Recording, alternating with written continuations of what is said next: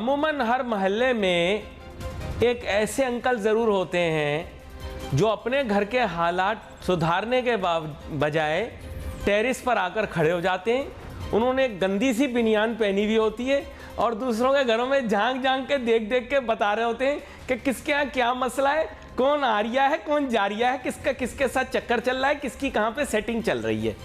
और वो इसी पे खुश होते रहते हैं कि दूसरों के घरों में लड़ाइयाँ हो रही हैं, झगड़े हो रहे हैं, और उनको ये नहीं पता होता कि उनकी औलाद क्या कर रही है और उनके घर वाले क्या क्या कर रहे हैं, वो उनको नहीं पता होता। यही कुछ हिंदुस्तानी यूट्यूबर्स का ही हाल है।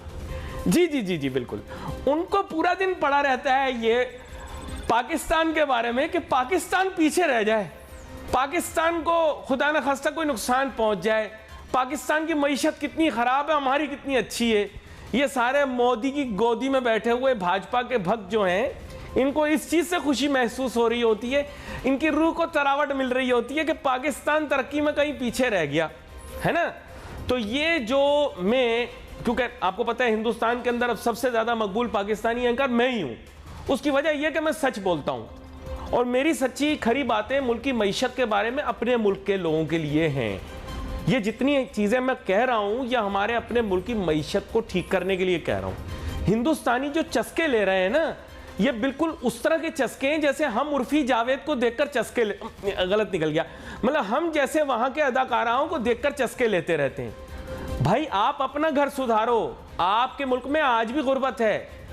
हिंदुस्तान गुर्बत पसमानदगी में कहीं पाकिस्तान से पीछे या आगे वाला सिलसिला नहीं है, वहाँ भी गांव देहात में यही हालात हैं। आपको पता नहीं होगा।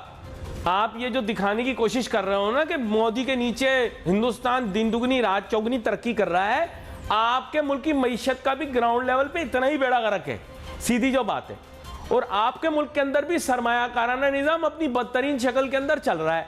बाकी हरकतें आप लोगों की हमारी एक ही हैं। इसीलिए आप देखें दुबई में पाकिस्तानी, हिंदुस्तानी, बंगाली, श्रीलंकन एक ही टेबल पे बैठ के खाना खाते हैं।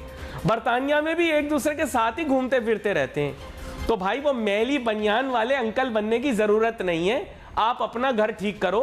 हम में कम से कम हम पाकिस्तानी इस हिसाब से बहुत अच्छे हैं कि हम में ये नीच बना नहीं है कि हम हर वक्त हिंदुस्तान में देखते रहें कि आखिर पाकिस्तान के माशी हालात के लिए ज़िम्मेदार जो भी हो, लेकिन अब उसका हल क्या है। क्योंकि अब सबसे ज़्यादा लोग सवाल यही पूछते हैं कि आगे का बताइए क्या होगा।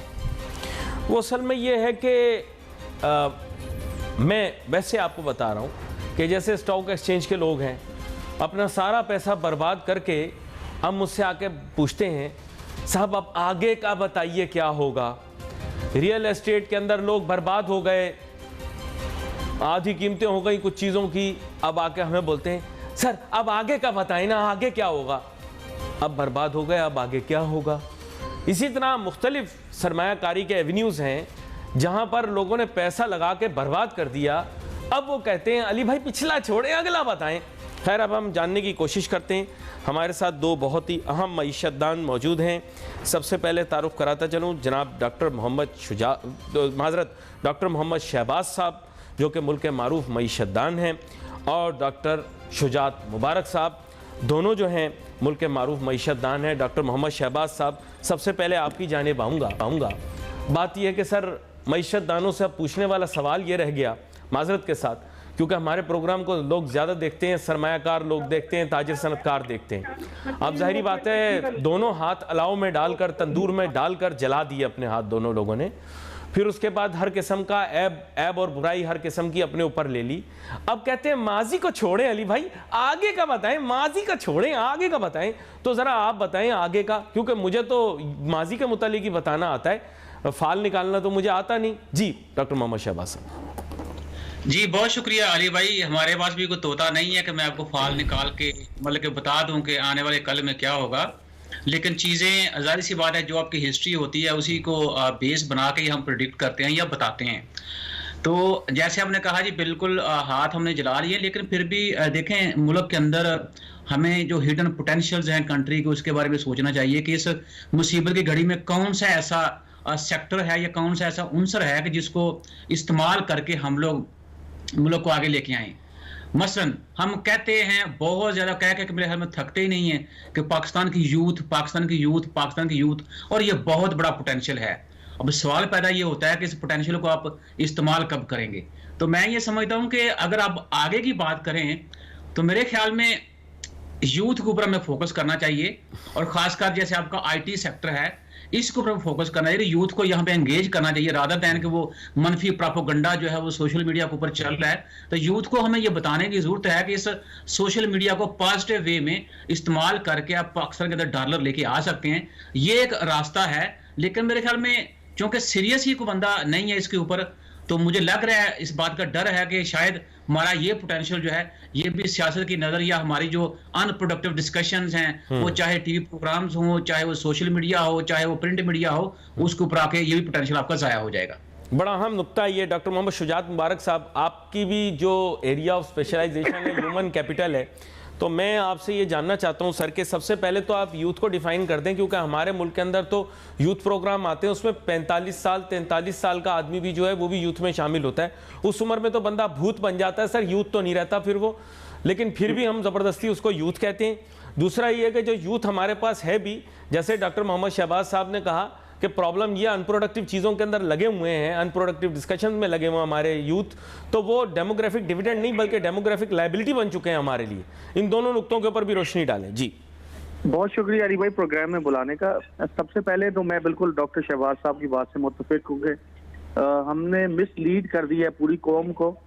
हमारे जो मसाइल थे वो शायद ना हमारे टीवी शोज में नजर आते हैं, ना हमारी कोई इंटेलेक्चुअल डिस्कशन में नजर आते हैं, ना ही हमारे सियासतदानों के मैनिफेस्टो के ऊपर नजर आते हैं।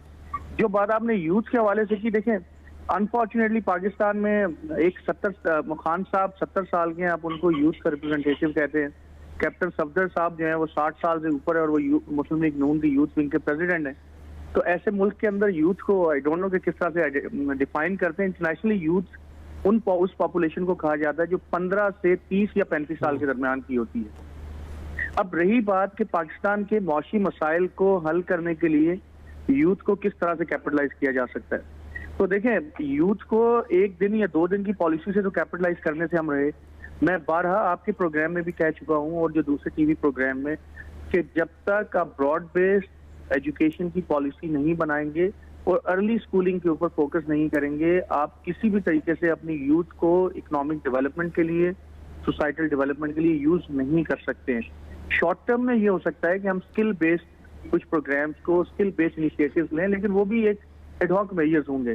लॉन्ग टर्म में आपको अर्ली स्कूलिंग उसके ऊपर फोकस करना पड़ेगा। और अनफॉर्चुनेटली ये 6 महीने 1 साल की बात नहीं है, इसके लिए आपको 5 से 10 साल चाहिए।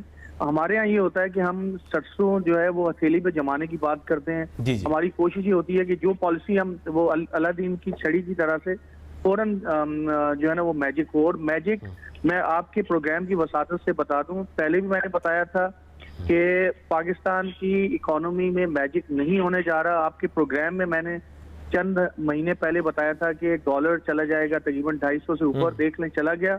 और मैं दोबारा बता रहा हूँ कि आपका डॉलर और दूसरे जो माशी इशारे हैं वो इसी तरह से वर्सन ऑफ होने जा रहे हैं। डॉलर 300 क्रॉस करने जा रहा है। शुभ बोले, मतलब अच्छा बोले, आप भी क्या बात करना जा रहा है।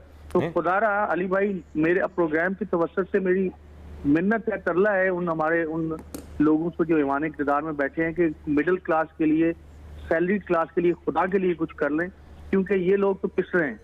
ये लोग तो वो हैं जो कि अब बाकायदा से खुदकुशियों का सोच रहे हैं। इनको हर बंदा पाकिस्तान छोड़ के नहीं जा सकता। तो मेरा ख्याल ये है कि सबसे पहले हमें अपनी प्रायोरिटी दुरुस्त करने की जरूरत है। ये बड़ी खूबसूरत बात आपने की। पाकिस्तान के अंदर मेरे ख्याल से तकरीबन 25 करोड़ आबादी होने वाली है। 23 करोड़ पाकिस्तानी एक्सपोज हो गए, जो फेसबुक के ऊपर या तो लिख रहे हैं कि रियासत खतरे में, या फिर बोल रहे हैं पाकिस्तान से जिंदा भाग। अली नासिर फिर सच्चा साबित हुआ। मैं मुहिब वतन हूँ, अभी भी इस मुल्क के अंदर हूँ, आप लोग भी हैं, हम इस मुल्क से नहीं गए, चाहें तो जा सकते हैं। और वो लोग जो मेरे या आपके मुहिब वतन होने पर सवाल करते थे, आज अल्लाह का करम है उनके मुंह के ऊपर स्याही रगड़ी गई है। खैर, मैं क्या कह सकता हूं, यह तो एक कुदरती सी बात है। डॉक्टर मोहम्मद शहबाज साहब, आपकी जानिब आऊंगा।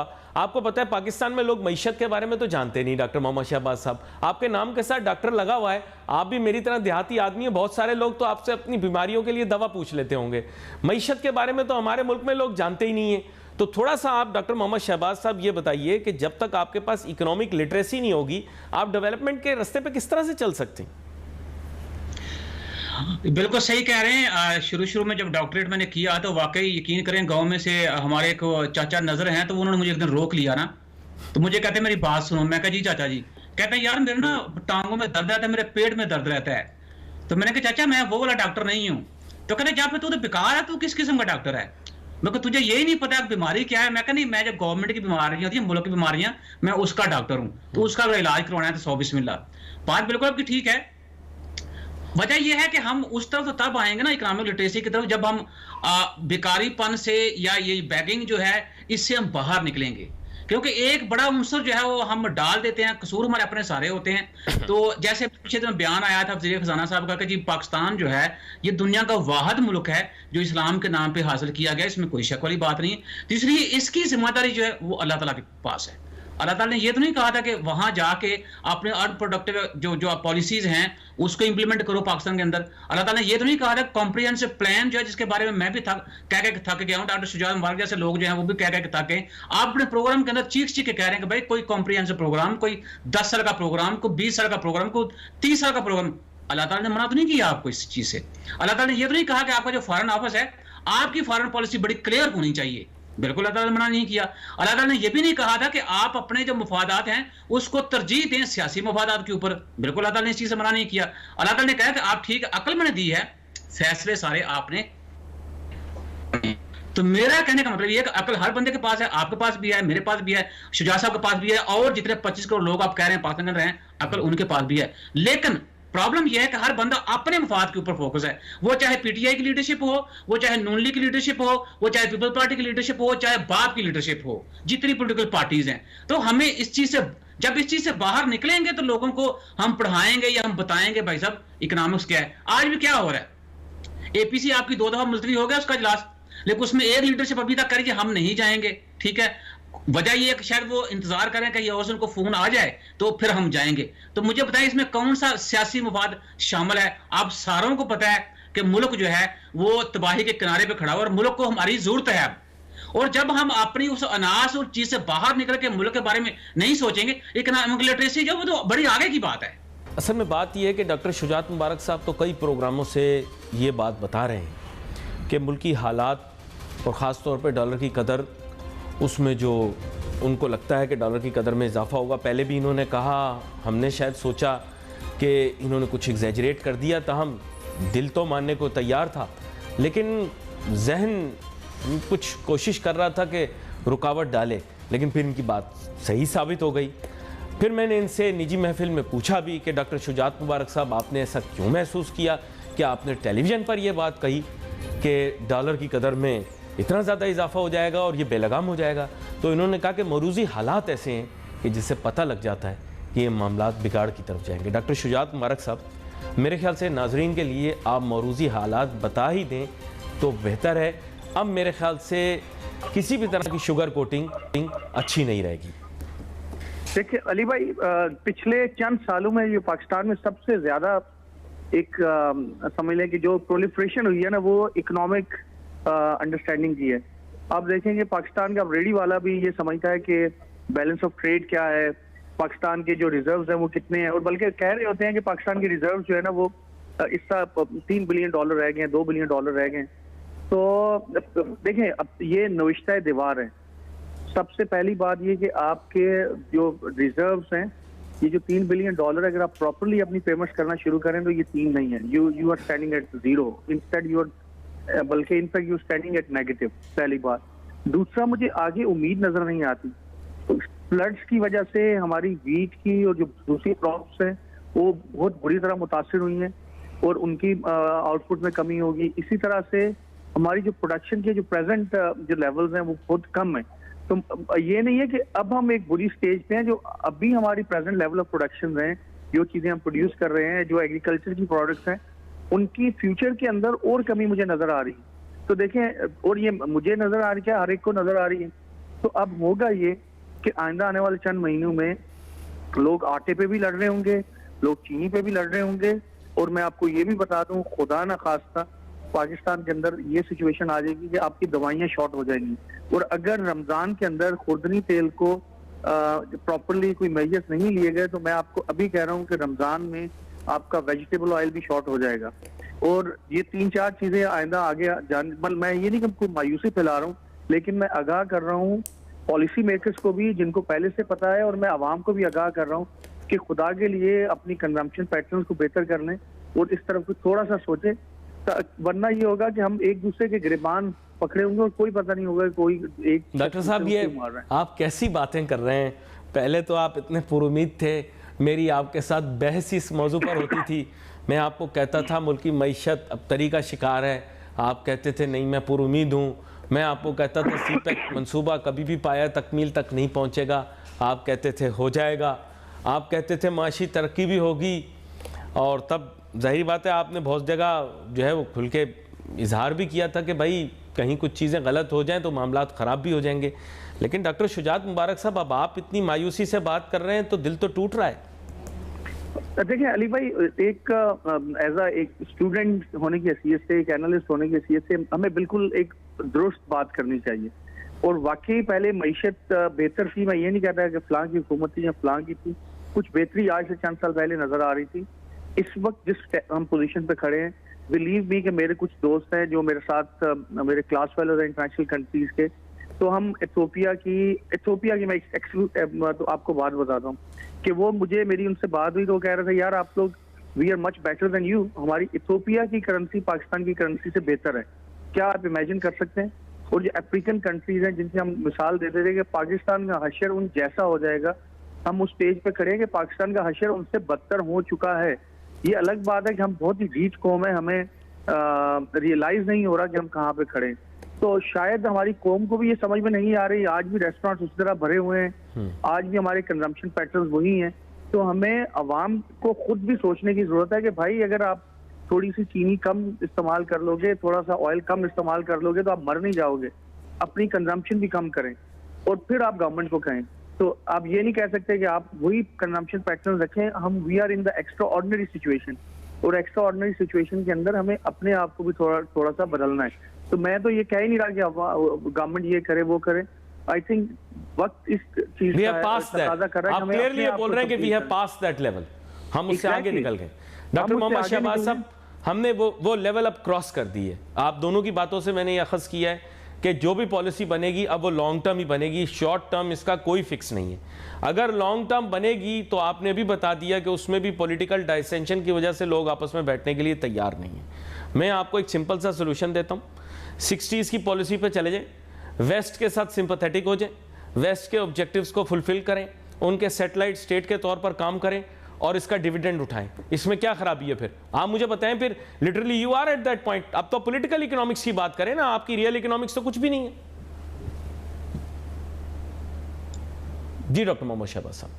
जी अली देखें, बात ये नहीं है कि आप 60s में चले जाएं। बात ये है कि आप अभी बात करें कि अब जब भी बनेंगे लॉन्ग टर्म पॉलिसी बनेगी। देखें लॉन्ग टर्म पॉलिसी भी ठीक है, लेकिन उसके अंदर जो शार्ट सेगमेंट्स हैं उसके बारे में किसी ने सोचना है, क्योंकि शार्ट टर्म पॉलिसी की बात कर रहे हैं हम जैसे भी डॉक्टर साहब ने कहा प्रायोरिटी, और ये कब से मतलब कि हम लोग इस बात को भी डिस्कस कर रहे हैं कि प्रायोरिटीज हमें चेंज करनी चाहिए, हमें प्रायोरिटीज फिक्स करनी चाहिए। हमें देखना चाहिए कि हमें आने वाले 10 सालों में, 15 सालों में, 20 सालों में कहाँ ठहरना है। लेकिन मुल्क जो है उसके लिए जो एक्सपेंसेस है पूरे करने के लिए आप IMF के सामने हाथ फैला रहे हैं, भीख मांग रहे हैं। लेकिन अभी भी आपके जो मावनीन है वो 85 है।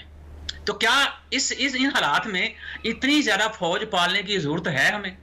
क्या इन हालात में आप आवाम को तो कह रहे हैं कि चीनी जो है वो आप उसके दाने कम डालें, या आप जो हमारा जो कंजम्पशन पैटर्न है उसको चेंज करें। आवाम कर ही लेंगे, जब मिलेगा नहीं तो आवाम को अल्टीमेट वहां पे आना पड़ेगा। ठीक है, अब इस मुल्क में दाल जो है 600 रुपए किलो हो गई है, दाल 600 रुपए किलो। तो अब आगे देखें कि आगे सिचुएशन जो है वो किस तरह चलती है। अभी कल को अभी जैसे IMF के साथ हमारा पैकेज अभी हुआ नहीं, लेकिन हम उम्मीद कर रहे हैं जिसके अंदर वो 50% कह रहे हैं कि आप वो GST जो उसको बढ़ाएं, उससे आप देखें चीजें कैसे चली जाएंगी। जिसके ऊपर ये भी कहा जाए पेट्रोलियम प्रोडक्ट्स उसके अंदर जो तकरीबन 17-18% जो है वो टैरिफ बढ़ाया जाए, तो चीजें तो ऑटोमेटिक जो है वो आगे आ रही है। और ये तूफान आ रहा है महंगाई का। सवाल ये है कि उसमें हुकामे बाला जो है इस पूरे महंगाई के तूफान को देखते हुए अवाम के लिए क्या कर रहे हैं? क्या वाकई वो भी ये कह रहे हैं कि ठीक है जी हम प्रोटोकॉल्स नहीं लेते, हम प्रोटोकॉल गाड़ियां, उनका तेल जो खर्चा हो रहा है, ये लोग हैं उनको हम वेव ऑफ करते हैं, या वो हम सिंपल जाएंगे। भाई ये आपके अपने लोग हैं, आप साइकिल पे क्यों नहीं आ रहे? आप मतलब आवाम को ये कहते हैं चाय कम पिए, चीनी कम पिए। भाई आप गाड़ियां छोड़े, आप साइकिल के ऊपर आप प्राइम मिनिस्टर हाउस से आप प्राइम मिनिस्टर ऑफिस जाएं, जितने वुज़रा हैं वो गाड़ियां छोड़े, वो साइकिल पे जाएं। तो चीजें इस तरह से होंगी ना। खाली अवाम से तो भाई पिछले 70 साल से 75 साल से अब अवाम से ही तो लगा के बैठे, अवाम को ही अब तजर्बा का आपने बनाया हुआ है, अवाम के ऊपर ही सारे एक्सपेरिमेंट करते जा रहे हैं। और कितना को अवाम करे, अवाम को जब मिलेगा नहीं तो अवाम का कंजम्पशन पैटर्न ऑटोमेटिक चेंज हो जाएगा। उसके बारे में मेरा ख्याल किसको परेशान होने की जरूरत है। तो चीजें जो है वो हमें अपने आप से शुरू करनी है। आप शुरू करें, मैं शुरू करूं, डॉक्टर शुजात मुबारक साहब शुरू करें, बाकी अल्लाह की जात तो है ही, क्योंकि हमने तो जिम्मेदारी डाल दी है कि पाकिस्तान की हिफाजत जो है वो अल्लाह ताला की जात का जिम्मा है। नहीं, वो आप देखें, थोड़ा सा उसको आप समझने की कोशिश करें। रियासत की सालमियत पे बात आई थी तो उन्होंने सालमियत के हिसाब से लोगों की उम्मीद बढ़ाई थी।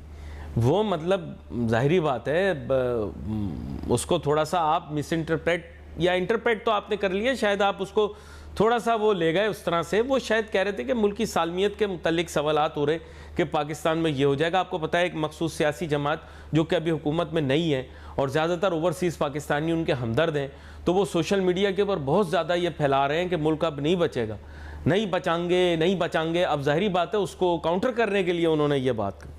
ये मैं आपको देखिए, ओवरसीज पाकिस्तानी जो है अली भाई, उनकी भी अकल है। अब फिर मैं वही उसी बात पे आ जाऊंगा। अल्लाह ताला ने ये तो नहीं फरमाया था ओवरसीज पाकिस्तानी को अब सोशल मीडिया के ऊपर जो खबरें हैं उसी को बिलीव करें। अल्लाह ताला ने अकल दी है ना हर इंसान को, तो हर इंसान अपनी अकल के मुताबिक सोचे क्या वाकई इन हालात में अगर मुल्क को हमारी जरूरत है तो हमें जो कुछ हमसे हो सकता है मुल्क के लिए करें। मतलब हम ये तो बड़ी जल्दी कह देते हैं जी पाकिस्तान ने हमें क्या दिया, या कभी हमने ये गिरेबान में जान के देखे कि हमने पाकिस्तान के लिए क्या किया है। तो ओवरसीज को ये भी सोचना चाहिए। और जब वो ये सोचेंगे फिर मेरा नहीं ख्याल कि वो किसी सोशल मीडिया कैंपेन के वो प्रेशर में आएंगे या और जो सियासी जमातें हैं उनके प्रेशर में आएंगे। तो हम सारों को अपनी अकल के मुताबिक इस मुल्क के लिए कुछ ना कुछ करना है, चाहे वो अवाम हो, चाहे वो हुकाम बाला हो, चाहे मेरे जैसे लोग जो ओवरसीज पाकिस्तानी हों। तो हर एक बंदे को अपने लेवल पर रह के मुल्क के लिए कुछ करने का, तो मुल्क को इस वक्त हमारी जरूरत है। ये बड़ा अहम नुक्ता है और इसकी वजह से डॉक्टर शुजात मुबारक साहब बहुत सारे लोग एक्सपोज भी हो गए। उसकी वजह यह है कि जैसे डॉक्टर मोहम्मद शहबाज साहब ने कहा कि माजी के अंदर बुलंदो बांग दावे करने वाले लोग जो हैं, अब जब उनकी हुब्बुल वतनी का जज्बा देखने का वक्त आया तो वो गायब हो गए और वो अब पाकिस्तान में पैसे नहीं लगा रहे। इसमें मैं सॉरी आपकी बात काट रहा हूं, एक और बात ऐड करूंगा। मैंने चाइना से भी कुछ डॉलर्स मंगवाए थे, तो मेरे ऊपर को 2-4 दफा उन्होंने फोन कर पूछा किस लिए, मैं ये फैमिली सपोर्ट है। और यकीन करें वो जो डॉलर थे जितना मैंने मंगवाया था पाकिस्तान, अगर मैं उसको हुंडी के थ्रू मंगवाता तो मुझे 22 लाख रुपया ज्यादा मिलना था।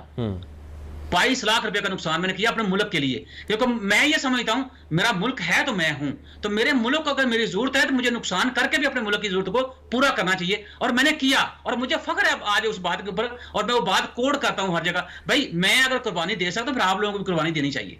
बड़ा अहम नुक्ता है। डॉक्टर शुजात मुबारक साहब चंद सेकंड मेरे पास, कंक्लूड कर दें। देखिए अली भाई, सिंपल ये कि वो मुशर्रफ साहब अभी गए हैं, तो मुझे, मैं अपने दोस्तों को भी कह रहा था कि वो एक शेर है कि 2 गज कफन की खातिर, या वो पंजाबी में है कि 2 गज कफन की खातिर बंदा किन्ना पैंडा करदा है। ये जो आपके सारे हमारे पॉलिसी मेकर्स हैं, ये जो होर्डर्स हैं, जो अवाम की जिंदगी जिन्होंने अजीरन की हुई है, इनको ये बात समझनी चाहिए कि हर उरूज के बाद एक जवाल है। जब हमें दूसरों के लिए थोड़ा सा भी पाकिस्तानी को करना आ गया तो शायद हमारे मुआशी और मशरती दोनों मसाइल हल हो जाएंगे। बड़ी गहरी बात करके प्रोग्राम का मैं कहूँगा कि कंक्लूड करते हैं। नाजरीन, दोनों मेहमानों को करते हैं। We wait for message on Facebook. Ali Nasir my team को जाती है। अल्लाह हाफ़िज़।